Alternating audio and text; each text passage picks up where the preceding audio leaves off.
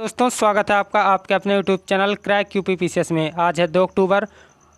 आप सभी को गांधी जयंती व लाल बहादुर शास्त्री की जयंती की हार्दिक शुभकामनाएं। आज हम इस वीडियो में डेली करंट अफेयर्स पर चर्चा करेंगे जो आपकी आगामी परीक्षा यूपीपीसीएस, लोअर आरओ, लेखपाल व अन्य सभी परीक्षाओं के लिए जो बहुत ही ज़्यादा महत्वपूर्ण है। तो आइए वीडियो को शुरू करते हैं। वेनेजुएला ने 6-0 के साथ पेश की नई मुद्रा। वेनेजुएला में 1 अक्टूबर 2021 को 6-0 के साथ एक नई मुद्रा पेश की गई थी, जिसकी मुद्रा दुनिया की सबसे खराब मुद्रास्फीति के वर्षों से लगभग बेकार हो गई है। अब तक उच्चतम मूल्य 1 मिलियन बोलीवर बिल था, जिसकी कीमत 1/4 से थोड़ी कम थी। नई मुद्रा का अधिकतम मूल्य 100 बोलीवर है, जो कि लगभग $25 है, जब तक मुद्रास्फीति उसके मूल्य और कम नहीं देती। गहरा दबाव बढ़कर चक्रवात शाहीन में तब्दील। 1 अक्टूबर 2021 को अरब सागर में गहरा दबाव चक्रवात शाहीन में तब्दील हो गया। भारतीय मौसम विभाग के अनुसार इसके गंभीर चक्रवाती तूफान में और तेजी होने की संभावना है। शाहीन का नाम कतर द्वारा दिया गया था, जो कि हिंद महासागर में उष्णकटिबंधीय चक्रवात का नामकरण करने के लिए सदस्य देशों में से एक है। शाहीन का अर्थ है शाही, सफ़ेद बाज या हॉक है।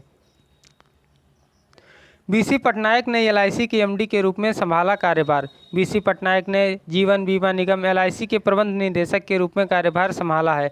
उन्हें 5 जुलाई 2021 को एक सरकारी अधिसूचना के माध्यम से प्रबंध निदेशक के रूप में नियुक्त किया गया था। एलआईसी के एमडी के रूप में कार्यभार संभालने से पहले पटनायक बीमा लोकपाल परिषद मुंबई के महासचिव थे। वर्तमान में एलआईसी में एक अध्यक्ष और 4 प्रबंध निदेशक है। सिद्धार्थ राय कपूर चुने गए फिर दुनिया प्रोड्यूसर गिल्ड ऑफ इंडिया के अध्यक्ष। फिल्म निर्माता सिद्धार्थ राय कपूर को प्रोड्यूसर गिल्ड ऑफ इंडिया के अध्यक्ष के रूप में फिर से चुना गया है। वह राय कपूर फिल्म्स के संस्थापक और डिज्नी इंडिया के पूर्व एमडी हैं। रिलायंस एंटरटेनमेंट के ग्रुप सीईओ शिवाशीष सरकार उपाध्यक्ष चुने गए हैं। प्रोड्यूसर गिल्ड ऑफ इंडिया एक फिल्म, टेलीविज़न और डिजिटल सामग्री निर्माता निकाय है जो भारत में श्रव्य दृश्य सामग्री के उत्पादकों का प्रतिनिधित्व करता है। एनएसडीएल की एमडी सीईओ नियुक्त की गई पद्मजा चंद्रू। पद्मजा चंद्रू को नेशनल सिक्योरिटीज डिपॉजिटरी लिमिटेड का एमडी और सीईओ नियुक्त किया गया है। जीवी नागेश्वर राव एनएसडीएल के पूर्व एमडी और सीईओ थे। चंद्रू ने सितंबर 2018 और अगस्त 2021 के बीच इंडियन बैंक के एमडी और सीईओ के रूप में कार्य किया है। एनएसडीएल मुंबई में स्थित भारतीय प्रतिभूति और विनिमय बोर्ड के अधिकार क्षेत्र में एक इंडियन सेंट्रल सिक्योरिटीज डिपॉजिटरी है। कृषि अवशेषों से हाइड्रोजन के प्रत्यक्ष उत्पादन के लिए तकनीक विकसित। भारतीय शोधकर्ताओं ने कृषि अवशेषों से हाइड्रोजन के सीधे उत्पादन के लिए एक अनूठी तकनीक विकसित की है। यह नवाचार हाइड्रोजन उपलब्धता की चुनौती पर काबू पाकर पर्यावरण के अनुकूल हाइड्रोजन ईंधन सेल इलेक्ट्रिक वाहनों को बढ़ावा दे सकता है। अगरकर रिसर्च इंस्टीट्यूट के शोधकर्ताओं की एक टीम ने केपीआई टेक्नोलॉजीज के सेंटिलेंट लैब के सहयोग से इस तकनीक को विकसित किया है। वसायुक्त कीचड़ से बायोगैस उत्पादन को बढ़ाने के लिए तकनीक विकसित। डेयरी उद्योग में जटिल वसायुक्त कीचड़ से अवायवीय पाचन को सक्षम करने के लिए सतत पूर्व उपचार प्रक्रिया के तहत एकीकृत एक उच्च प्रदर्शन बायोरिएक्टर प्रणाली विकसित की गई है। डेयरी उद्योग में शून्य तरल निर्वहन को सक्षम करने के लिए मेम्ब्रेन बायोरिएक्टर आधारित अपशिष्ट जल उपचार के साथ एकीकृत किया गया है। इसे सीएसआईआर व सीएफटीआरआई मैसूर में डॉक्टर संदीप एन मुदलियार द्वारा विकसित किया गया है। आईएफएससीए ने सस्टेनेबल फाइनेंस हब के विकास के लिए पैनल का गठन। अंतर्राष्ट्रीय वित्तीय सेवा प्राधिकरण ने आईएफएससी में एक विश्व स्तरीय स्थायी वित्त केंद्र विकसित करने के लिए एक रूपरेखा का सुझाव देने के लिए एक 10 सदस्यीय विशेषज्ञ पैनल का गठन किया है। इसकी अध्यक्षता पूर्व पर्यावरण एवं वन सचिव श्री C.K. मिश्रा करेंगे। आईएफएससीए की स्थापना अप्रैल 2020 में अंतर्राष्ट्रीय वित्तीय सेवा प्राधिकरण अधिनियम 2019 के तहत की गई थी।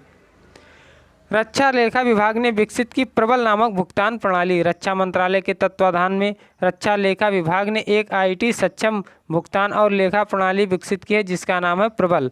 यह सुनिश्चित करेगा कि घरेलू रक्षा आपूर्तिकर्ताओं को बिना किसी देरी के भुगतान मिले। रक्षा लेखा विभाग को सशस्त्र बलों से संबंधित सभी शुल्कों की लेखा परीक्षा, वित्तीय सलाह लेना, भुगतान करना और लेखांकन करना अनिवार्य है। केंद्रीय मंत्री गिरिराज सिंह ने की पीपल्स प्लान कैंपेन 2021 की शुरुआत। पंचायती राज और ग्रामीण विकास मंत्री गिरिराज सिंह ने 30 सितंबर 2021 को जन योजना अभियान 2021 सबकी योजना सबका विकास और जीवंत ग्राम सभा डैशबोर्ड का शुभारंभ किया। उन्होंने ग्रामोदय संकल्प पत्रिका के 10वें अंक का भी विमोचन किया। अभियान के दौरान आगामी वित्तीय वर्ष 2022-23 के लिए पंचायत विकास योजनाओं को तैयार करने के लिए संरचित ग्राम सभा की बैठकें आयोजित की जाएंगी। नीति आयोग ने जारी की प्रदर्शन मूल्यांकन रिपोर्ट। नीति आयोग ने भारत में जिला अस्पतालों की एक प्रदर्शन मूल्यांकन रिपोर्ट जारी की है, जिसका शीर्षक best practices in the performance of district hospital है। रिपोर्ट स्वास्थ्य मंत्रालय और WHO इंडिया के सहयोग का परिणाम है। मूल्यांकन ढांचे में 10 प्रमुख प्रदर्शन संकेतक शामिल हैं। सभी राज्यों और केंद्र शासित प्रदेशों के कुल 707 जिला अस्पतालों ने मूल्यांकन में भाग लिया। रुपेंद्र पाल सिंह ने की अंतर्राष्ट्रीय हॉकी से संन्यास की घोषणा। भारतीय हॉकी खिलाड़ी रुपेंद्र पाल सिंह ने अंतर्राष्ट्रीय हॉकी से संन्यास की घोषणा की है। वह टोक्यो ओलंपिक 2020 में कांस्य पदक जीतने वाली भारतीय पुरुष हॉकी टीम का हिस्सा थे। उन्होंने 223 मैचों में भारत का प्रतिनिधित्व किया। उन्होंने 2014 राष्ट्रमंडल खेलों, 2014 इंचियोन में एशियाई खेलों, 2016 रियो डी जेनेरियो में आयोजित ओलंपिक खेलों और 2018 में राष्ट्रमंडल खेलों में भारत का प्रतिनिधित्व किया। मेघालय को मिली पहली खासी महिला मुख्य सचिव। मेघालय सरकार ने अपनी पहली खासी महिला मुख्य सचिव नियुक्त किया है। भारतीय प्रशासनिक सेवा 1989 बैच की अधिकारी सुश्री रेबका वेनेसा सुचियांग ने राज्य में मुख्य सचिव के रूप में पदभार ग्रहण किया है। स्मृति मंधाना बनी पिंक बॉल क्रिकेट में टेस्ट शतक लगाने वाली पहली भारतीय महिला। स्मृति मंधाना ने 1 अक्टूबर 2021 को यह इतिहास रचा, क्योंकि वह पिंक बॉल क्रिकेट में शतक लगाने वाली पहली भारतीय महिला बनी। उन्होंने 22 चौकों और 1 छक्कों की मदद से 127 रन बनाए। मंधाना के करियर में भी यह ऐतिहासिक शतक पहला था। इससे पहले पुरुषों के खेल में पिंक बॉल टेस्ट में शतक बनाने वाले पहले भारतीय क्रिकेटर विराट कोहली बने थे। यूके इंडिया संयुक्त अनुसंधान और नवाचार वित्त पोषण से शुरू हुई 258 परियोजनाएं।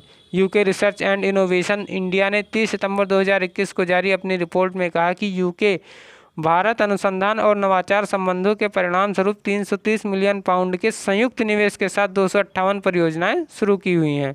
रिपोर्ट का शीर्षक UK India partnership for growth with research and innovation है। यह भारत और UKRI द्वारा सह वित्त पोषित द्विपक्षीय अनुसंधान और नवाचार परियोजना का विश्लेषण करता है।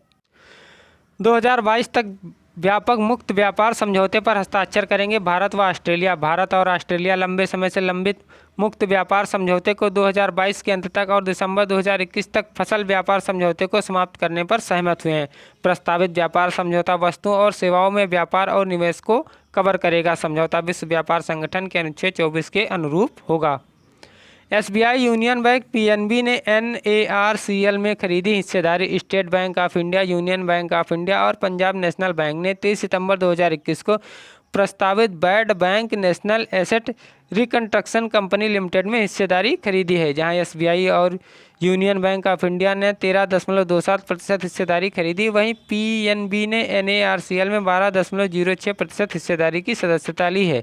तीनों ऋणदाताओं ने NARCL में 10 रुपये प्रति शेयर के हिसाब से इक्विटी की सदस्यता ली है। तो दोस्तों, इस वीडियो में इतना ही। उम्मीद करता हूँ कि वीडियो आपको पसंद आई होगी। अगर वीडियो आपको पसंद आए तो इसे लाइक व शेयर जरूर कीजिएगा। धन्यवाद।